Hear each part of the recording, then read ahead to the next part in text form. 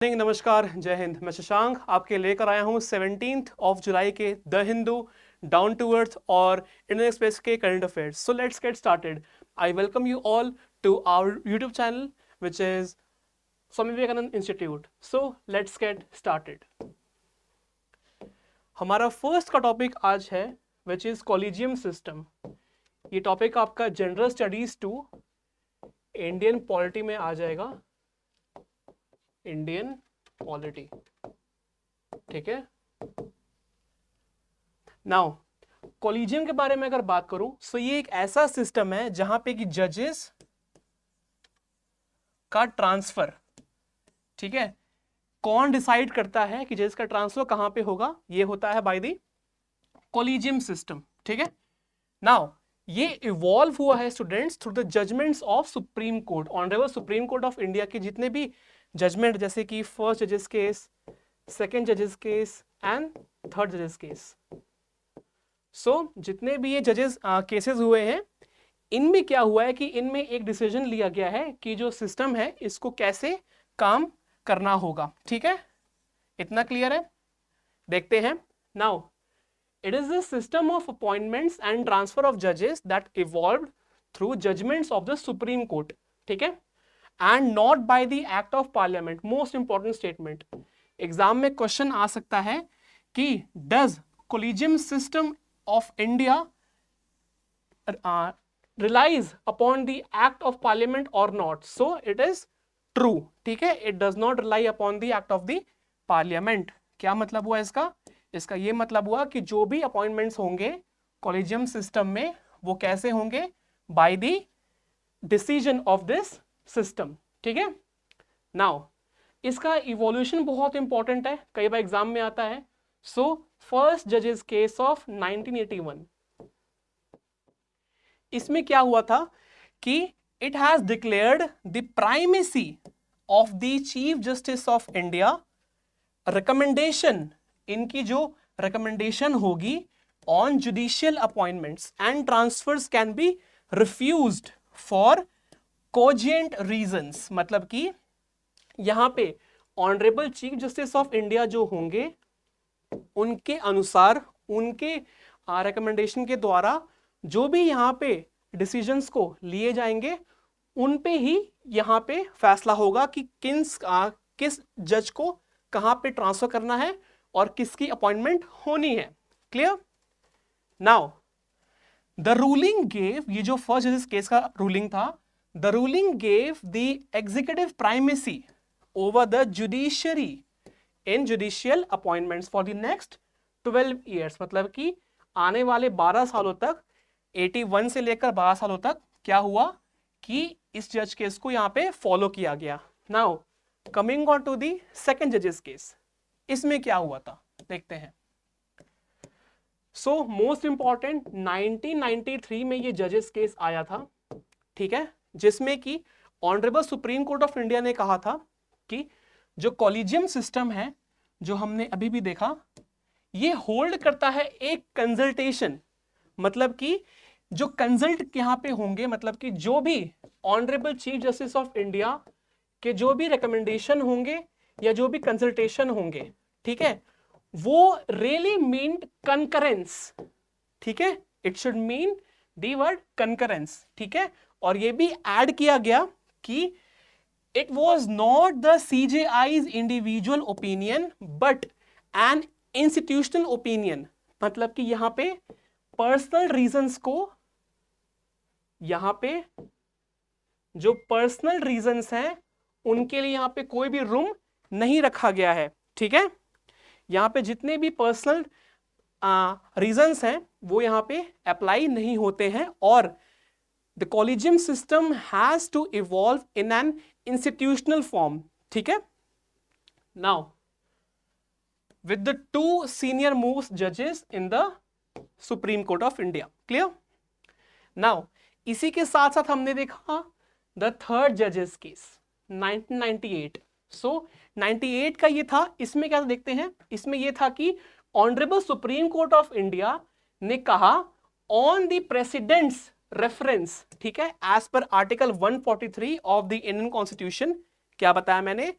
That president के reference से, ठीक है, as per this article expanded the collegium to a 5-member body, most important, by which case does the collegium system expanded by the third जजेस case of 1998. Clear?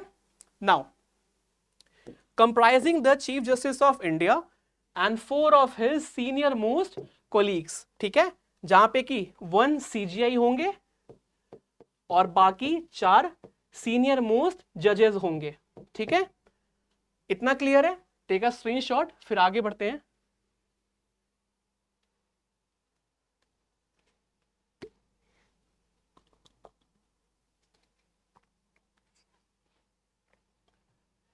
Next is who heads the collegium system. अब जो collegium system है उसको head कौन करता है? So the Supreme court collegium is headed by the chief justice of India, ठीक है, and comprises of 4 other senior most जजेस. ये कैसे आया? ये आया बाय द 1998 थर्ड जजेस केस. ठीक है, इस केस में ये कहा गया था कि जो सुप्रीम कोर्ट का कॉलेजियम सिस्टम है उसको एक्सपैंड किया जाएगा, उसको बड़ा किया जाएगा. नाउ हाई कोर्ट कॉलेजियम, अगर मैं हाई कोर्ट की बात करूं, just like supreme court, high court का भी अपना कॉलेजियम होता है.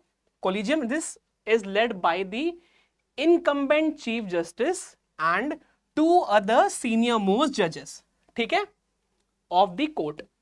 सो किसी भी हाई कोर्ट के जो 2 सबसे ज्यादा सीनियर मोस्ट जजेस होंगे और उनके साथ जो इनकम्बेंट चीफ जस्टिस होंगे हाई कोर्ट के, उनको यहां पे अपॉइंट किया जाएगा as a member of collegium. ठीक है, क्लियर?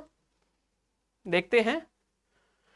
जजेस of the higher judiciary are appointed only through the collegium system and the government has a role only after names have been decided by the collegium. मतलब कि जो collegium system है वो ministry of, I mean ministry नहीं but law minister को यहाँ पे names देते हैं, फिर लॉ मिनिस्टर आगे जाके ये चीज प्रेसिडेंट को देते हैं, then the person becomes the जज. ठीक है, सो ऐसा नहीं है कि प्रेसिडेंट डायरेक्टली अपॉइंट करते हैं, इनके जो बीच में जितने भी यहाँ पे प्रोसेस होते हैं वो भी यहाँ पे इंक्लूड किए जाते हैं. ठीक है, सो पहला क्या है, कॉलेजियम से नाम आएगा, वो नाम क्या होगा, उस नाम को रेकमेंड किया जाएगा बाय द गवर्नमेंट, गवर्नमेंट उस नाम को फिर आगे देगी to the honourable president of our India. ठीक है, नाउ नेक्स्ट देखते हैं.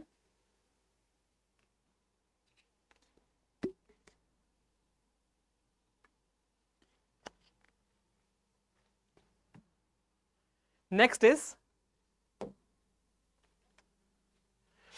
अब न्यूज क्या आ रही है? देखिए, न्यूज आ रही है कि यहां पे क्रिटिसाइज किया जा रहा है इस चीज को. क्यों? क्योंकि the system is non transparent since it is seen as a close door affair with no prescribed norms regarding eligibility criteria और सिलेक्शन प्रोसीजर.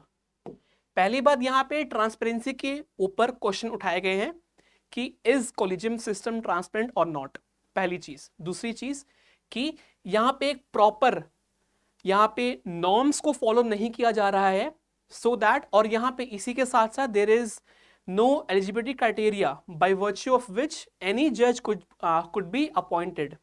ठीक है, सो यहां पे 2 चीजें हैं, पहला नॉन ट्रांसपेरेंसी, दूसरा regarding the eligibility criteria.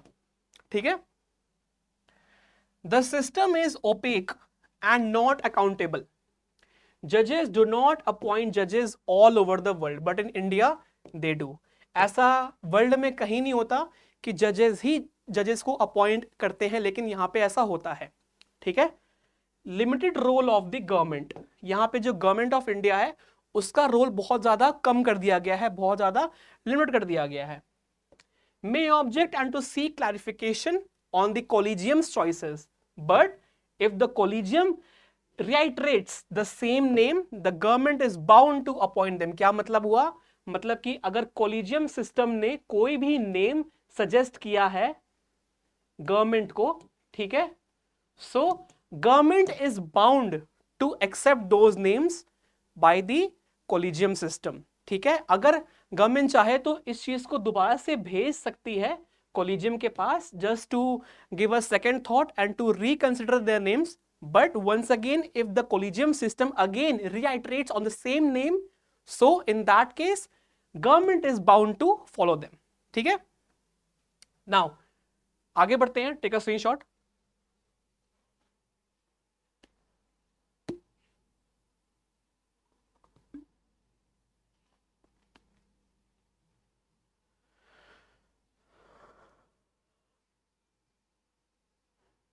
Next देखते हैं।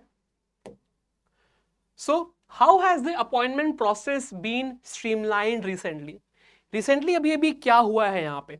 सो adding a balanced mix of merit and seniority through a selection procedure which involves meaningful discussion and assessment of a candidate for judicial system, ठीक है।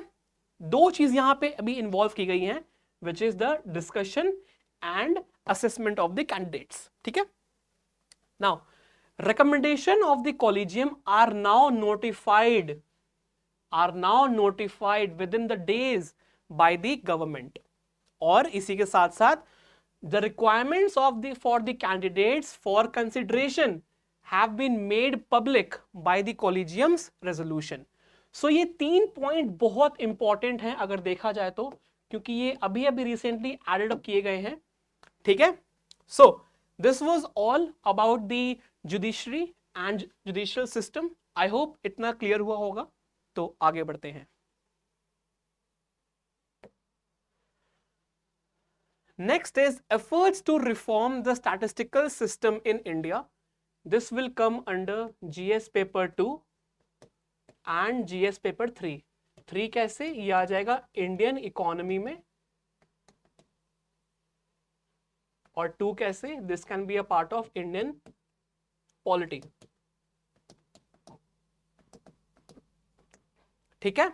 So देखते हैं, the ministry of statistics and programme implementation MOSPI has constituted a standing committee on statistics to reform the statistical system in India, ठीक है। अब जो MOSOI है, which is Ministry of Statistics and Program, so ये क्या है देखते हैं। So this ministry came into existence as an independent ministry in the year 1999, ठीक है। After the merger of the Department of Statistics and Department of Program Implementation. So इन दोनों departments को मिलाकर ये मिनिस्ट्री बनाई गई है, which is the Ministry of Statistics and Program Implementation, MOSPI, ठीक है। Now इसके दो विंग होते हैं, पहला है statistics and programme implementation wing, ठीक है। अब हमें इसके बारे में देखना है कि what is the standing committee on statistics, ठीक है। SCOS क्या है, हम ये देखते हैं। नाउ इट विल रिप्लेस करने वाला है the standing committee on economic statistics, SCES को, ठीक है। सो जो SCES है ये रिप्लेस हो जाएगा आपका SCOS से, ठीक है। और ये क्या है बेसिकली, SCES जो है ये कॉन्स्टिट्यूट किया गया था 2019 में, just to examine the India's economic indication, ठीक है। सिर्फ ये इकोनॉमिक इंडिकेटर के रूप में आया था, ठीक है, जो कि अब रिप्लेस हो जाएगा विथ SCOS, ठीक है। आगे देखते हैं। एक्सपोर्ट प्रिपेयर्डनेस इंडेक्स EPI 2022, ये 2022 की रिपोर्ट है, एक साल पहले की रिपोर्ट है ये GS paper 2 and GS paper 3 दोनों में आ जाएगा, 2 एंड 3 दोनों में आ जाएगा, ठीक है।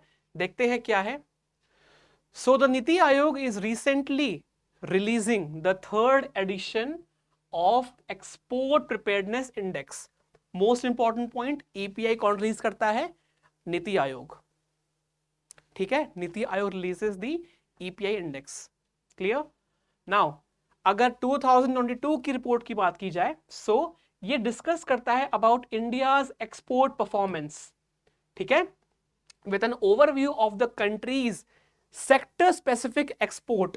यहां पे सेक्टर स्पेसिफिक एक्सपोर्ट का यहां पे यूज किया जाता है, ये जो इंडेक्स है इसको यहां पे यूज किया जाता है, ठीक है। नाउ और जो रिपोर्ट है ये फर्दर हाईलाइट करती है कि कौन कौन से डेवलपमेंट को लेकर आना है इन पर्टिकुलर डिस्ट्रिक्ट, ठीक है। मतलब कि छोटे छोटे ब्लॉक्स में, छोटे छोटे डिस्ट्रिक्ट्स में कौन कौन से हमें डेवलपमेंटल प्रोजेक्ट्स लेकर आने हैं, ये भी ईपीआई डिसाइड करता है, ठीक है। Exports hub in the country and undertakes a district level analysis, जैसा कि मैंने अभी अभी समझाया आप लोगों को कि डिस्ट्रिक्ट लेवल एनालिसिस ये लेकर आता है। Clear? Of merchandise exports in the country, ठीक है। नाउ एक्सपोर्ट प्रिपेयरनेस इंडेक्स एक ऐसा इंडेक्स है जो कि एक कंप्रिहेंसिव टूल के रूप में भी आता है। कैसे? क्योंकि ये मेजर करता है एक्सपोर्ट प्रिपेयरनेस इंडेक्स का हर एक स्टेट वाइज, मतलब कि जितने भी स्टेट्स हैं उनको यहां पे ये मेजर करता है, और स्टेट वाइज भी ये रिपोर्ट पब्लिश करता है, डिस्ट्रिक्ट वाइज भी करता है और स्टेट वाइज भी करता है, ठीक है। और इसी के साथ साथ यूनियन टेरिटरी में भी इसका रोल है, और जितने भी यूनियन टेरिटरी हैं इंडिया में उनके ऊपर भी ये जो चीज ईपीआई है इन पे अपना रूल्स यहाँ पे कुछ होते हैं, ठीक है। और यूनियन टेरिटरीज को भी यहाँ पे इंक्लूड किया गया है, ठीक है। Now comprehensive analysis of the states union territories across export related parameters in order to identify their strengths and weaknesses, ठीक है। सो पहली चीज मोस्ट इंपॉर्टेंट कि ये इंडेक्स कौन बनाता है। सो इंडेक्स बनाता है नीति आयोग, पहली चीज। दूसरी चीज, ये जो इंडेक्स है ये क्या सिग्निफाई करता है। So this signifies the export performance, पहली चीज। दूसरी चीज, countries sector specific performance. Third, district level analysis. Fourth, state and union territory analysis, ठीक है। सो ये जितने मैंने यहां पे ग्रीन से हाईलाइट किए हैं ये सारे बहुत इंपॉर्टेंट पॉइंट्स हैं, प्लीज मार्क इट। आगे देखते हैं।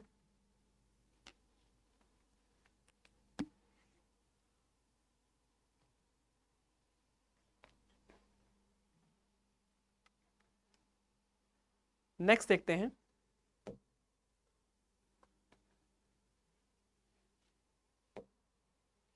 Next is agri infra fund.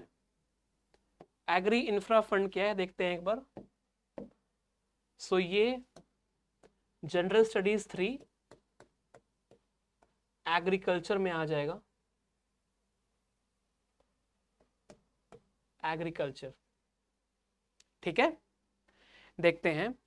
Ministry of agriculture and farmers welfare has launched a new campaign which is called Bharat. कितना अच्छा नाम दिया है देखिए, भारत। और इसका फुल फॉर्म क्या है? Banks heralding accelerated rural and agriculture transformation, ये फुल फॉर्म है इसकी, under the agri infra fund. So agri infra fund में ये जो चीज है विच इज भारत इनिशिएटिव, इस चीज को यहां पे इंक्लूड किया गया है, ठीक है। Clear? Now agri infra fund की मैं अगर बात करूं, सो ये एक फाइनेंसिंग फैसिलिटी है। मोस्ट इंपॉर्टेंट, ये एक फाइनेंसिंग फैसिलिटी है just like a bank which has been launched in the year 2020 to provide what? To provide all round financial assistance to the farmers. Loan चाहिए, fertiliser के लिए capital चाहिए, seeds के लिए capital चाहिए, HYV के लिए यहाँ पे कैपिटल चाहिए, इरिगेशन के लिए कैपिटल चाहिए, कुछ भी किसी भी चीज के लिए कैपिटल चाहिए, but it should be linked to the agriculture only, ठीक है।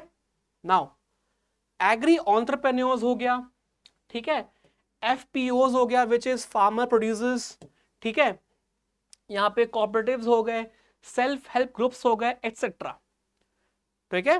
To create a post harvest management system, infrastructure and build a community farming, ये सब टर्म्स बहुत इंपॉर्टेंट है, ठीक है। To build a community farming, और क्या बताया, टू मैनेज द इंफ्रास्ट्रक्चर, और क्या बताया, कॉपरेटिव्स, सेल्फ हेल्प ग्रुप्स, और क्या बताया, all around the financial support to the farmers. So ये सब कुछ कुछ पॉइंट्स हैं जो कि AIF को दर्शाते हैं। क्लियर, ठीक है, आगे देखते हैं।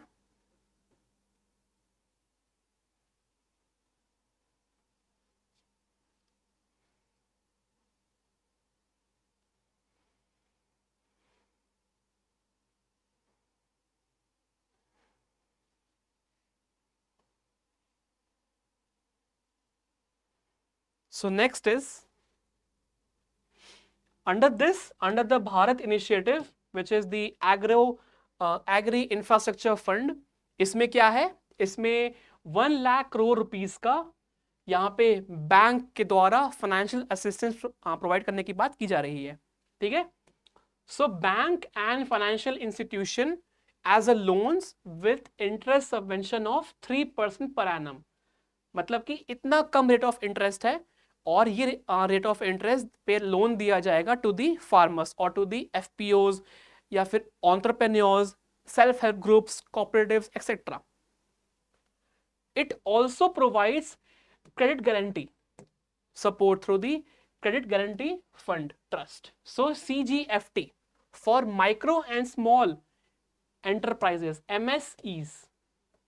MSEs को भी यहां पे फायदा होगा, ठीक है।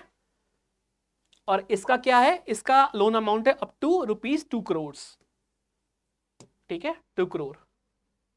नाउ ये जो फंड है ये मैनेज किया जाएगा एंड मॉनिटर किया जाएगा, monitored and managed through an online management system which is MIS platform. So this is called as Management Information System, MIS platform, ठीक है। और इसका ड्यूरेशन क्या है, most important, financial year 2020 to financial year 2029, मतलब कि 10 साल तक ये जो AIP है, सॉरी जो AIF है, इस चीज में इंक्लूड किया जाएगा, ठीक है। और ये कहां कहां इंक्लूड होगा, at the national level, at the district level, at the state level, ठीक है। And this will monitor the community based approach, ठीक है। और इसी के साथ साथ रियल टाइम मॉनिटरिंग भी इसकी की जाएगी अलॉन्ग विद द फीडबैक्स, ठीक है। सो ये एक तरह से अगर देखा जाए सो फार्मिंग इंडस्ट्री के लिए ये बहुत ही अच्छी चीज है, ठीक है।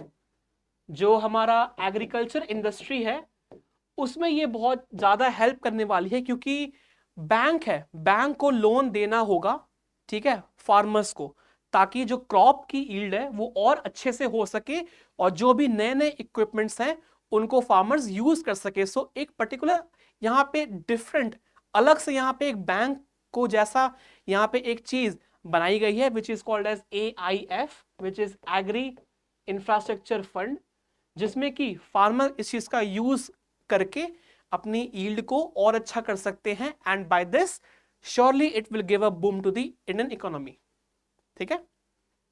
आगे देखते हैं।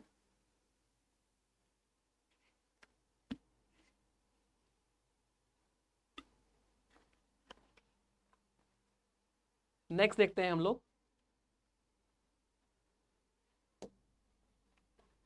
Next is what is synthetic genome.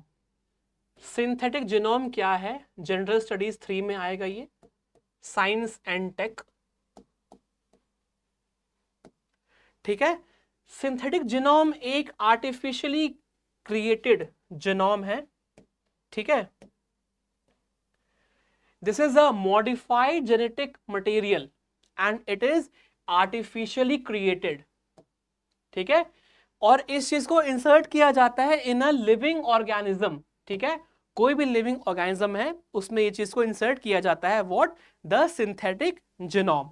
आइए देखते हैं इसमें और क्या क्या चीजें हैं हमारे लिए।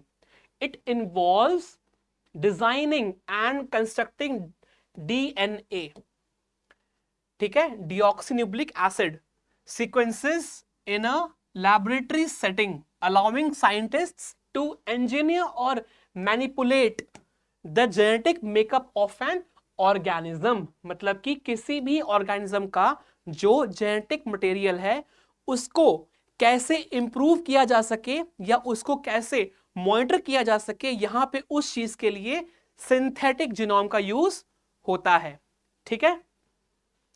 Now, for example, scientists have synthesized genomes for bacteria, इतना तो पता ही होगा, जैसे कि mycoplasmas, mycoids, creating synthetic life forms capable of replication, ठीक है। सो ये एग्जाम्पल है, अगर इस चीज के ऊपर अगर क्वेश्चन आए so definitely you can write this as a answer writing, ठीक है। आगे देखते हैं।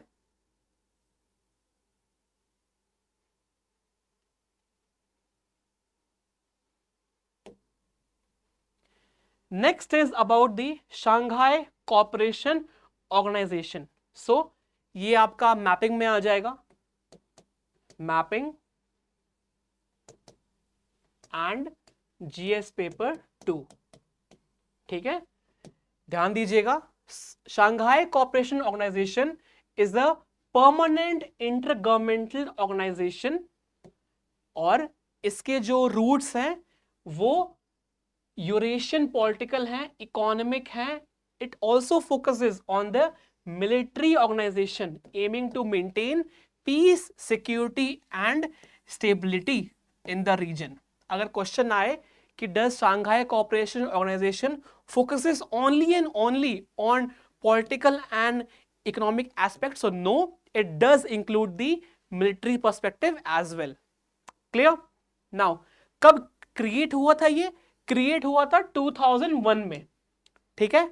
The Shanghai cooperation organisation charter was signed in 2002 and इसके बाद ये एंटर किया था इन 2003, मतलब कि 2003 के बाद से ये इसमें फोर्स में आया, ठीक है। इंडिया की बात करूं सो इंडिया 2017 से इस शंघाई कोऑपरेशन ऑर्गेनाइजेशन का मेंबर रहा है और on 17 September 2021 it was announced that Iran would be a full-time member of SCO. So Iran is a new member of this SCO organization. Clear? आगे देखते हैं। सो यहाँ पे ये मैप है जो कि बहुत ही अच्छा है। यहाँ पे दिखाया गया है कि कौन कौन से मेंबर स्टेट्स हैं। सो यहाँ पे मेंबर स्टेट्स दिए हुए हैं, these are the member states, ठीक है। और यहाँ पे ये ऑब्जर्वर स्टेट्स हैं, ये सारे यहाँ पे ऑब्जर्वर स्टेट्स हैं। डायलॉग पार्टनर्स भी हैं जो कि यहाँ पे दिए हुए हैं और यहाँ पे गेस्ट अटेंडीज भी हैं जो कि एज अ गेस्ट आते हैं and these are your these countries. So ASEAN is a guest attendee.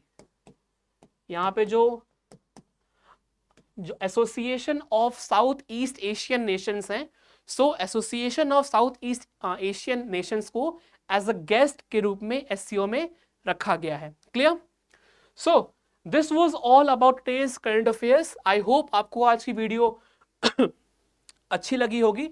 अगर अच्छी लगी है give a like and share with your friends as well and तब तक के लिए keep on studying, keep on revising. जय हिंद एंड विल मीट सून।